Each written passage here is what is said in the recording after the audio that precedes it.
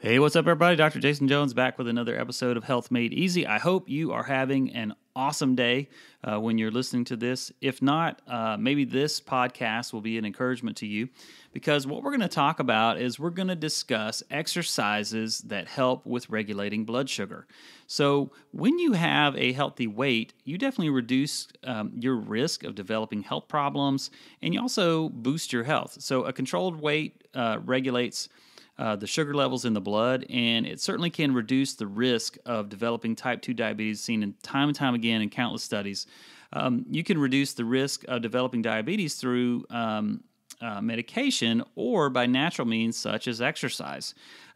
Studies have shown that when you have the chance to reduce diabetes by 58%, that if you can do that, if you lose about 7% of your body weight.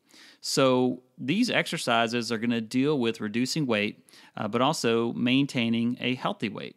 So exercise definitely helps boost weight loss. We all know that. And we're going to key in primarily today on aerobic exercise, even though I am a huge fan of what's called anaerobic exercise or resistance training, high-intensity interval training, and things like that.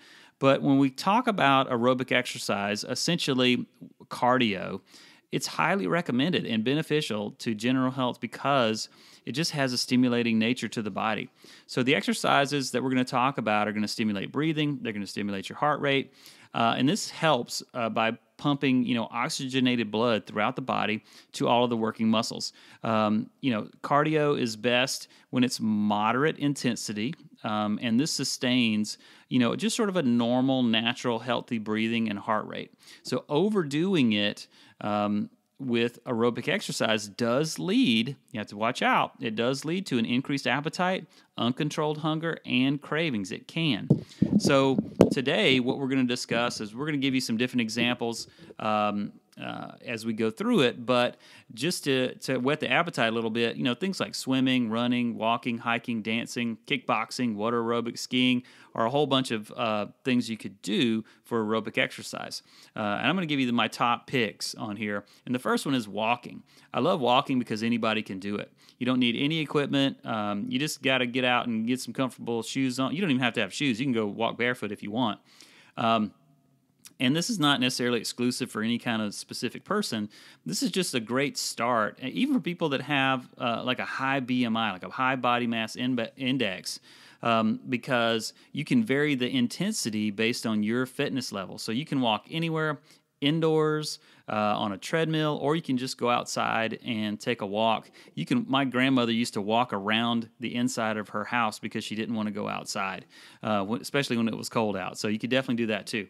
The second one is swimming. This is a fun way of, losing weight for sure, and it's generally fun because the loss of calories may not be strenuous. Now, it can be strenuous if you're not a great swimmer, but if you're a pretty decent swimmer, this is great for people who have a lot of joint pain, joint aches. But if you aren't the best swimmer or you don't want to learn how to swim, you can definitely do water walking because it does take the pressure off the joints again. You could do water aerobics, and it just depends on your buoyancy. And but reducing the stress on your joints always a good idea. Cycling is another one. This could be a stationary bike or it could be a regular bike. You could use either one. It's an ideal exercise for people with joint problems like arthritis or those that can't walk for long periods of time without some sort of difficulty or pain. So riding the bike, you can focus on your breathing. You can focus on your heart rate. For any individual, and it's healthy in terms of maintaining a healthy body weight, and just it stimulates the function of so many different organs, not just your cardiovascular system. Additionally, it does make the person exert a whole lot less pressure on their back, ankles, hips, knees, giving them the ability to work out longer and also ultimately making it more effective. So the last one I'm going to tell you is going to be dancing.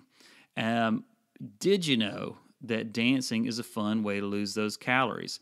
a number of years ago, one of the most popular things out there was like Zumba classes, which essentially was a form of a dance class, and people loved it. This is an all-around fitness exercise. It's diverse, it's flexible. The dance moves really don't matter, but they can be in line with the music genre that you want to do it in. So if you want to do country line dance and you want to do hip hop dance, you can do it with a trainer, you can do it with a fitness class. Either of these will get you there, and certainly encourage you to keep going, because you just focus on your goal, which is to shed pounds or regulate your blood sugar or get your heart rate up or get your breathing up. You just have fun with it. And you can do it in the privacy of your own home. But all in all, essentially, an important thing to do is just check with your healthcare practitioner.